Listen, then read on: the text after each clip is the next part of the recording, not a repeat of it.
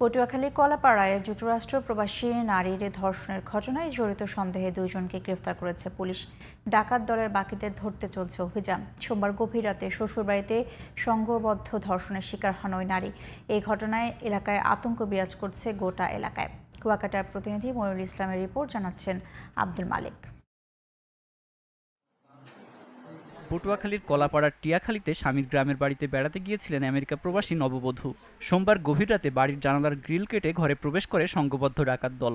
শিশুসহ বাড়ির সবাইকে অস্ত্রের মুখে জিম্মি করে হাত পা মুখ বেঁধে নিয়ে যায় অন্য কক্ষে। অন্যদিকে আরেকটি কক্ষে স্বামীর হাত পা মুখ বেঁধে তার সামনেই প্রবাসী স্ত্রীকে 4 জন মিলে সংঘবদ্ধ ধর্ষণ করে। এছাড়া 13 ভরি স্বর্ণসহ নগদ 50,000 টাকা লুট করে নিয়ে যায় ডাকাত দল।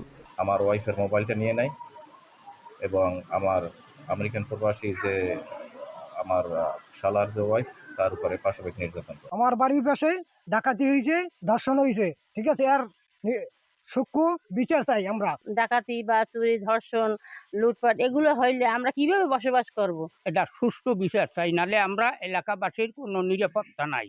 এই ঘটনায় মামলা করেছে ভুক্তভোগী পরিবার। এরই মধ্যে 2 জনকে গ্রেফতার করেছে কলাপাড়া থানা পুলিশ। বাকি অপরাধীদের পাকড়াও করতেও অভিযান চলছে বলে জানায় কলাপাড়া থানার ভারপ্রাপ্ত কর্মকর্তা। আমাদের টিম কয়েকটা টিম কাজ করছে। ইতিমধ্যে সিআইডি, পিবিআই, ডিবি এবং আমরা জেলা পুলিশ, আমাদের ঊর্ধ্বতন কর্তৃপক্ষ এই বিষয়ে সচেতন এবং তারা এই বিষয়ে সবার বিষয় করেছে এবং তারা ঘটনাস্থলে সবাই এসেছিল। উদ্বেগ ছড়িয়ে পড়লেও দৃশ্যমান আইনি তৎপরতা নেই বলে অভিযোগ এলাকাবাসীর।